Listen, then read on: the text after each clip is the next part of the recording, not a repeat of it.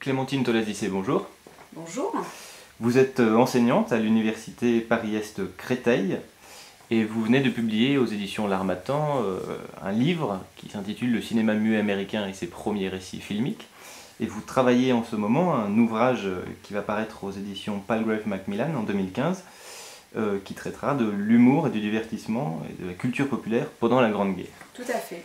Alors j'ai une première question pour commencer qui est assez simple.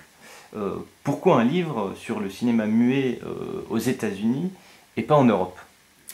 En fait, quand j'ai commencé mes recherches, je me suis aperçue qu'il y avait une sorte de divorce entre le cinéma muet américain et la recherche française.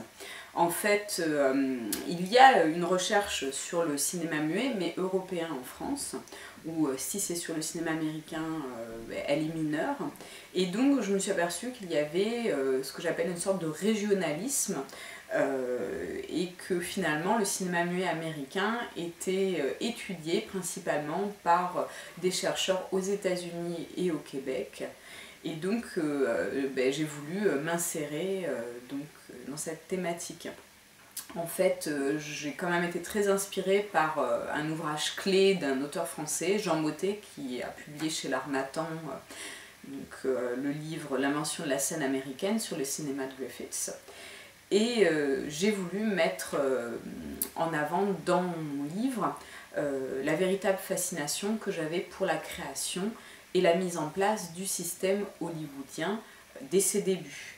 En fait, ce qui m'a fascinée, c'était l'idée qu'un système industriel et idéologique voyait le jour, et aussi que grâce à ce système se construisait un réseau d'images qui permettait de représenter le monde à l'américaine. Et en fait, le but de mon travail a été de mettre en avant le fait qu'Hollywood n'a pas beaucoup changé depuis les années 1910-1920. En fait, ce qui est très impressionnant, c'est que les modalités de fonctionnement de l'industrie du film aux États-Unis sont restées quasiment les mêmes. Et donc, je voulais montrer que les ressorts et les méthodes utilisées dès le début étaient quelque chose de très très moderne et ça a toujours cours aujourd'hui. Est-ce que ce livre n'aborde que la création du système hollywoodien et les films muets des années 1910-1920? En fait, quand j'ai commencé mes recherches, j'ai souhaité avoir un angle d'attaque spécifique. Mon angle d'attaque était utiliser le cinéma comme prétexte pour parler de l'Amérique. N'en déplaise aux puristes du cinéma, j'espère ne froisser personne en disant cela. Et en fait, ce livre est certes sur le cinéma muet, mais il permet d'aborder la question de la société américaine dans son entier, ou presque. Donc la société américaine dans les années 1910-1920.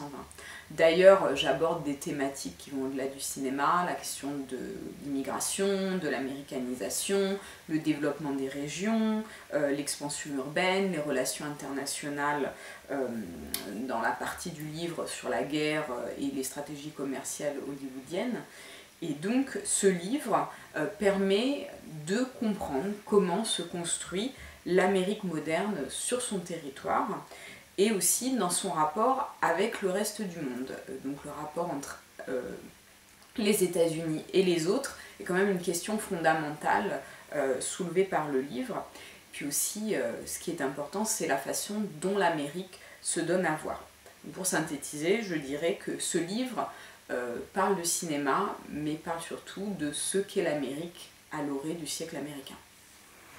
Et pour finir, une dernière question, à quel public cet ouvrage s'adresse-t-il? Alors bien évidemment, cet ouvrage va satisfaire les gens qui s'intéressent au cinéma muet. Mais ce n'est pas tout, enfin du moins je l'espère. Je pense qu'il pourra aussi interpeller des lecteurs qui s'intéressent au cinéma américain en général et qui veulent découvrir les origines d'Hollywood et finalement comment ce système industriel s'est créé. Donc un autre aspect de l'ouvrage qui pourra interpeller un lectorat plus large est la question de l'écriture de l'histoire et des mises en scène de l'histoire. Avec le cinéma, en l'occurrence le cinéma muet, on est confronté à une forme de récit par le biais des images en mouvement. Et comme je l'ai dit, finalement, je parle dans ce livre de la manière dont Hollywood donne à voir l'Amérique au reste du monde. Et pour finir, je dirais que j'ai voulu ce livre très accessible à différents lectorats, un lectorat composé de chercheurs, mais aussi de lecteurs lambda, des gens qui sont des néophytes, et donc il y a des choses qui sont pointues dans l'ouvrage, mais aussi une grande partie de vulgarisation pour toucher un lectorat plus large.